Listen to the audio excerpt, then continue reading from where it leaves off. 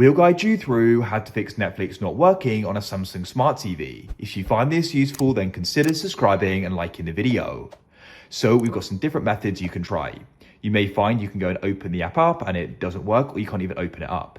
If you can open it though, then what you want to do is go and tap to the top and then go and tap and have your profile selected and press Get Help.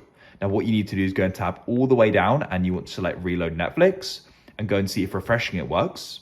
If it doesn't, then come on to remote and you want to go and press the home button, tap over to the left and you can go and come back to apps. Find Netflix and you want to go and tap and hold on this middle button on it like so, and you get this pop up. Go down and you want to try reinstalling it. Be patient while it loads. When it's done, you can then open it up. Go and see if it's solved. If it still isn't, then what you want to do is go and turn the TV off. Come to the wall outlet and you want to go and switch it off and unplug it. Now come to the TV itself. You want to come under the logo in the middle or maybe to the left or to the right and go and find the button on it. Tap and hold it for 60 seconds. When that's passed, release and come back and plug it back in. Turn your TV back on and come back to Netflix. Hopefully now the problem's solved.